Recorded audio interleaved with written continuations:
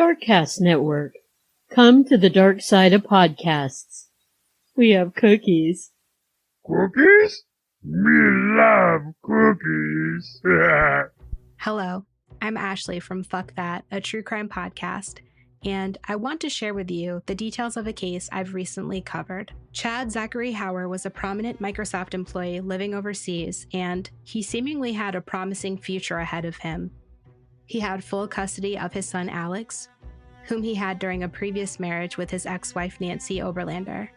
He was remarried, planning on extending his family, and for all intents and purposes, Chad was on top of the world, but his ex-wife Nancy did not intend to let him off that easily.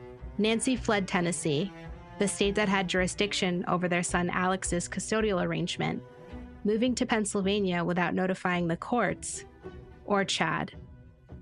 This was the first of many deliberate moves Nancy made to prevent Chad from his inherent right to see his son. Once Chad was granted custody in 2005 and Alex was removed from Nancy's home by Venango County sheriffs in Pennsylvania, he felt relieved at the thought of his son finally being able to establish roots. But Chad's troubles were just beginning.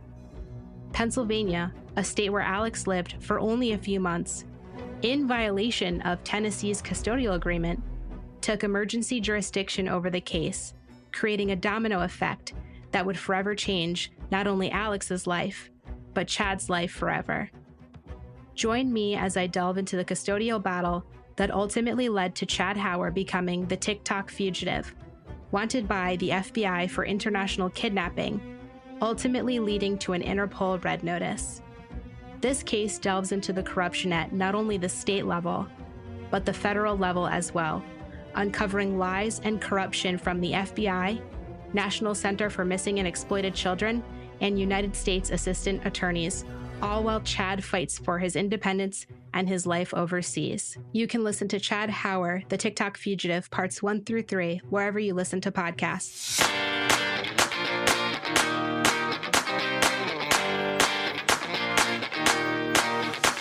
Hey, this show discusses murder and other atrocities by and against the LGBTQ community. Also, strong language is often used. Because I've been working out!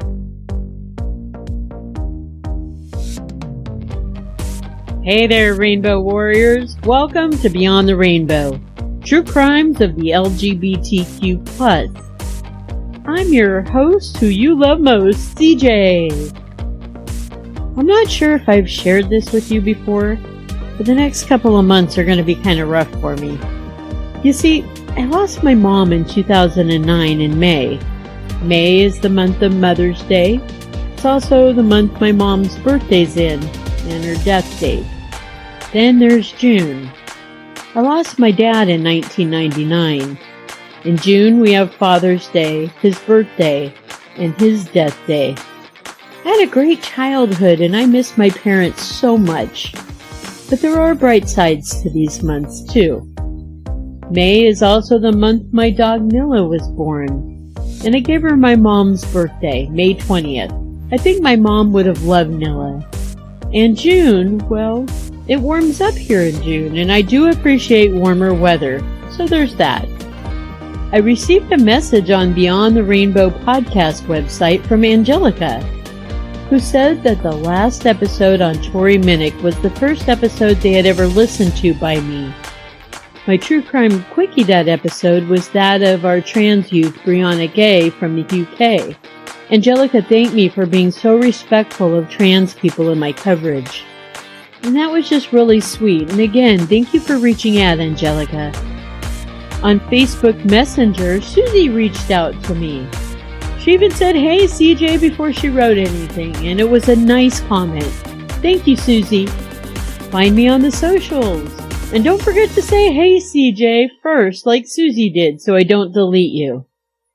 I'm just about everywhere as Rainbow Crimes and Darkcast Network, except for Facebook, where I'm Beyond the Rainbow. And I'm CJ John, which isn't my name. I'm gonna change it soon to my real last name, CJ Johnson. I was hiding out from an ex, but you know what? I just don't give a shit anymore if she finds me. She's just a bully and she can't hurt me. I would love to see your beautiful faces at the True Crime Paranormal Festival at the end of August in Austin, Texas. Woohoo! I'm really looking forward to it. So many great shows will be there. I'll put a link to the website in my show notes, and if you type in the word Beyond, B-E-Y-O-N-D at checkout, you can get 15% off your tickets. And for our last bit of business, for less than a cup of Starbucks coffee per month, you can become one of my elite Patreon members. You'll get ad-free episodes, early release episodes, and one extra special episode just for Patreon-only members. I currently have a back catalog of about 9 exclusive episodes, which if you join right now, you'll have complete access to. I'll name a unicorn at my Seabreeze Studio stables in your honor, and I'll send you some goodies if you provide your mailing address. And now I think it's time for us to get into our episode. So I was looking up missing person cases for my friend's podcast when I came across another missing but not forgotten LGBTQ plus person. And this is another one that disappeared under very shady circumstances. 51-year-old Indigenous lesbian Kristyn Richerson. She disappeared on May 25, 2018 from Muskogee, Oklahoma. Kristyn was huge into music, and she even played the drums. Her nickname was Crash with a K. That morning, Kristyn was super excited. She was packing up some of her things to take with her to Rocklahoma. It was only about an hour away in Pryor, Oklahoma. Rocklahoma is a huge 3-day music festival, and Kristyn wasn't about to miss it. After all, her favorite band, Hailstorm, would be there. But it's not believed Kristyn ever made it to see Hailstorm. Days went by. Weeks went by. And even over a month went by without Kristyn contacting anyone. Her sister finally reported her missing on July 6th after not having been able to reach her on multiple occasions. Police dropped by Kristyn's place to look around, and they were met by Kristyn's 2 male roommates that she took in. Why didn't these guys report Kristyn missing? Well, I'll tell you why. One of the men, Carl Bruce, he told police he went with Kristyn to Rocklahoma. And while they were there at the concert, Kristyn left with an unknown female. So she never returned. Why didn't he file a missing persons report on her? Interestingly enough, a few days after May 25th, Carl and the other male roommate, Cody Ray Campbell, well, they sold some of Kristyn's belongings. As well, they were using her EBT card for food and collecting state-issued cash due to Kristyn.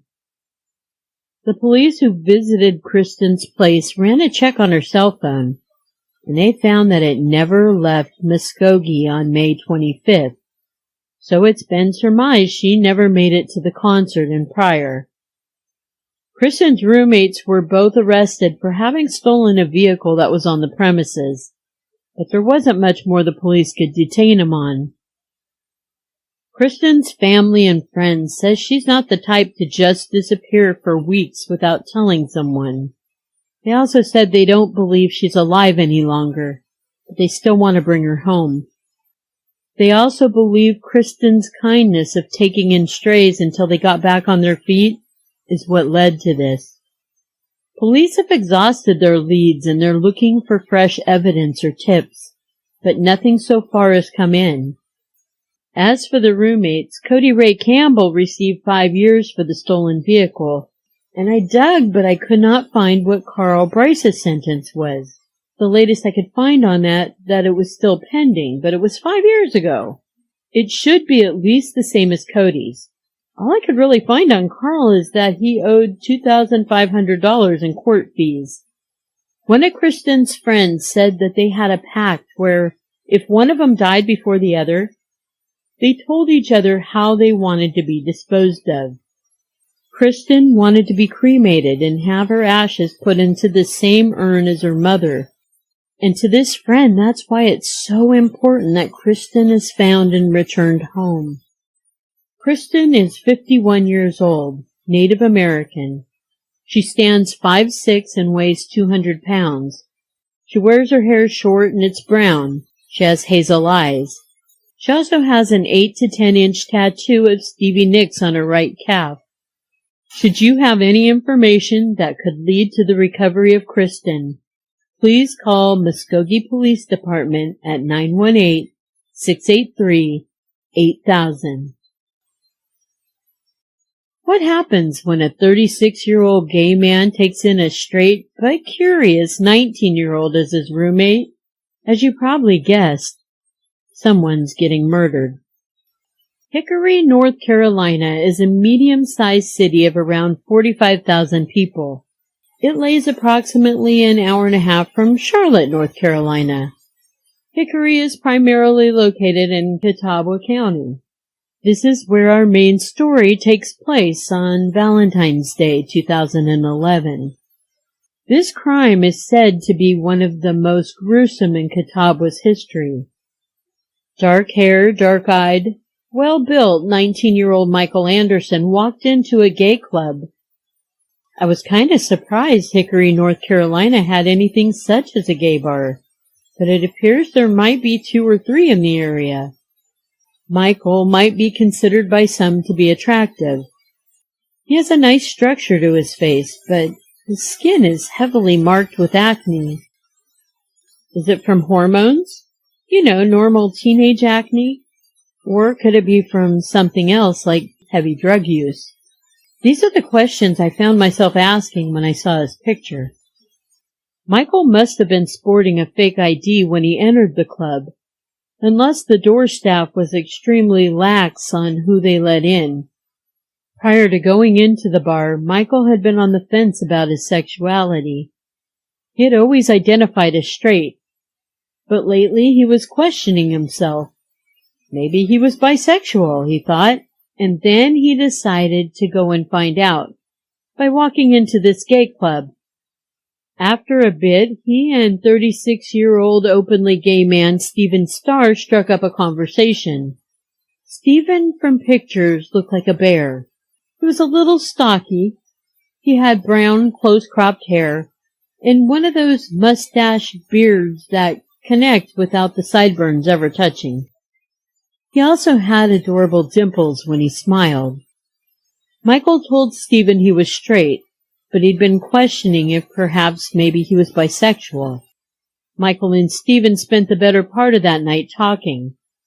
After hours of conversation, Stephen even asked Michael if he needed a place to stay while he figured his life out, and he offered Michael a guest room in his house. I gathered from some of the things Michael would later post on his Facebook account, and I'll mention that in a bit, but I gathered that Michael might come from a strong religious background, and possibly he was finding it hard to explore his sexuality within his family home. So Michael took Stephen up on his offer and he moved in with him. Several days later, that same February of 2011, Valentine's Day, early morning, Michael had taken some Mucinex.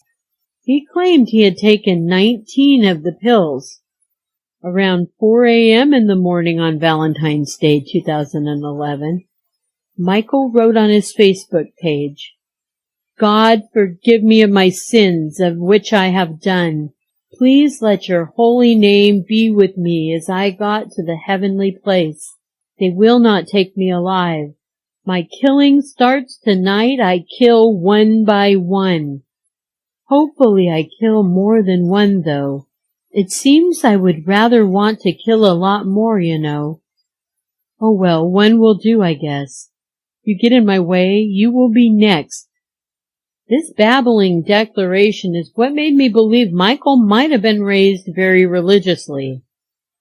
After making the post, Michael crept into Stephen's master bedroom, and while Stephen lay sleeping, Michael shot him multiple times with both a handgun and a shotgun.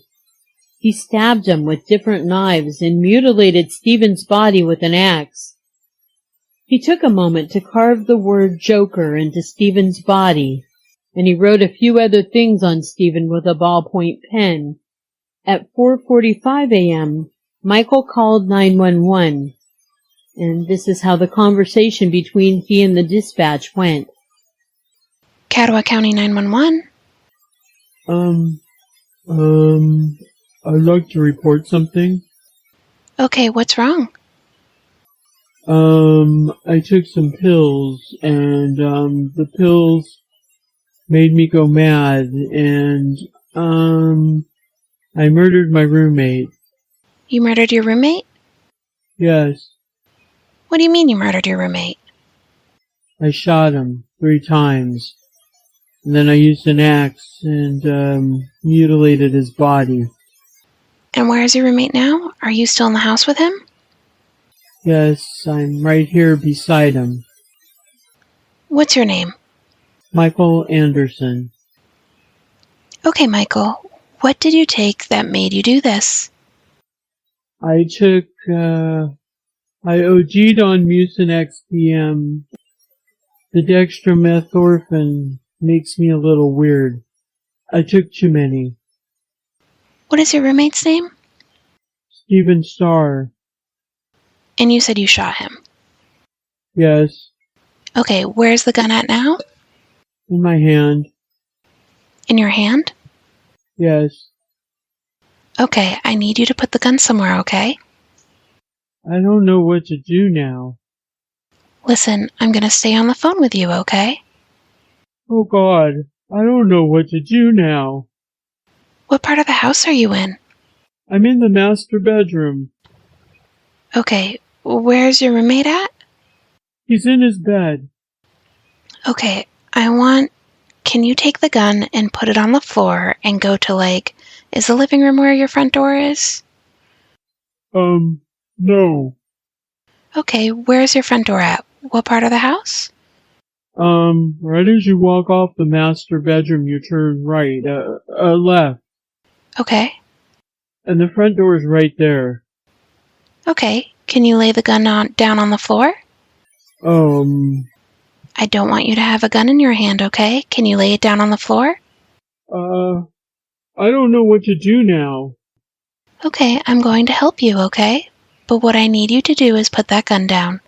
Oh Lord, I don't know why I did it. Okay, well, we're going to get you some help, okay? I stopped taking my meds for ADHD when I was 17, but I didn't think it would matter. We're going to get you some help, okay? I started getting real bad on drugs, and then I killed my roommate. I just can't believe I killed my roommate. My life is ruined. Do you have anybody else in the house with you? No. Okay, that's okay. I'm going to help you. Alright. Okay, I need you to put that gun down, okay? And I need you to... Can you put it on the floor? Alright. Okay, are you on a cordless phone or a cell phone that you can walk around the house? Yes. Okay, I want you to go to the room where the front door is, okay? Alright. Okay, what room is that? Is that a kitchen or what is it? It's kind of a living room, dining room. Okay, is there a place for you to sit down there? There's a chair right at the front door. Okay, sit down in the chair. I want you to tell me and promise me that you do not have a gun or anything in your hands. No weapons. No, ma'am. Okay, I want you to sit down in that chair, okay? Yes, ma'am. I'm going to get some help out there for you, alright? Oh, and, ma'am, I did some things to his body that you don't want them to see. Okay, well, I've got some help on the way out there, okay? They're not gonna know who it is. Okay, I need you to stay on the phone with me till they get there, okay? I need to go to a mental hospital, too. We're going to get you some help, alright? We're going to get you some help, I promise. Okay. Okay, just try to calm down. I think I'm having a panic attack. Okay, what I need you to do is take a deep breath and calm down. Did you and your roommate get into an argument, or this just happened? We met at, I was straight, and I wanted to go bisexual and just to experiment. And I went to a gay club and I met him, and I went to his house, and he took me in. I turned straight again, and he wanted to touch me and stuff, and I wouldn't let him, and he kept trying, and I waited until he went to sleep, and then I shot him 3 times, and then I mutilated him very badly. And I'm sorry. We're going to get you some help, all right? Oh God, please help me. Okay, I want you to stay on the phone with me, but you said you don't have any weapons with you, correct? No, ma'am. Okay, I just don't want you to have any weapons in your hands, okay? Yes, ma'am. And then Michael gave the address. There'll be a yellow truck, and there'll be wood out there that I was chopping. And the axe. I'm sorry, ma'am, but the axe is inside his stomach. I'm sorry to ruin your night, ma'am. Do what? I'm sorry to ruin your night. You're fine. We're going to get you some help, okay? I've got blood all over my hands. I want you to stay where you are, okay? Just stay sitting in the chair. Take some deep breaths. We've got some help on the way. Here come the police. Terrifying is what that call was. The axe is still in his stomach. Oh, that just makes me tingly and not in a good way. When law enforcement arrived, they took Michael into custody, and they were shocked by the gruesome scene that lay before them in Stephen's bedroom. If indeed Michael had been sexually molested by Stephen, as he claimed, it contradicts what Stephen felt towards Michael and what he posted on Facebook a few days before Michael moved in. Stephen posted, "I have a new son." And he told his friends it was a young man he was trying to help sort out his life. Stephen thought of himself as a father figure to Michael. He'd even introduced Michael to his neighbor as his newly adopted son, which I feel gives us a true look into Stephen's intentions with Michael, and they were merely to guide and support him through his journey. Detectives looked for a motive in this case as they spoke to Michael. He confessed and explained everything he had done, and he kept mentioning the pills he had taken. Before the door to his jail cell closed, he asked the sheriff to send a message to Stephen's family. It was simply, "I'm sorry." Michael was being charged for second-degree murder. He was held in jail without bond until his trial began a year later.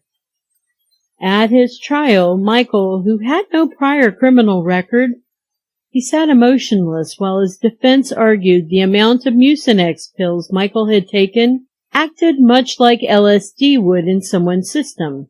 It was like a hallucinogen. And this kind of sounded like bullshit to me, so, I consulted my scientific expert Jackie from Cause of Death 100 Seconds to Midnight on the matter. Jackie actually delved in and researched Mucinex for me, and this is what she found.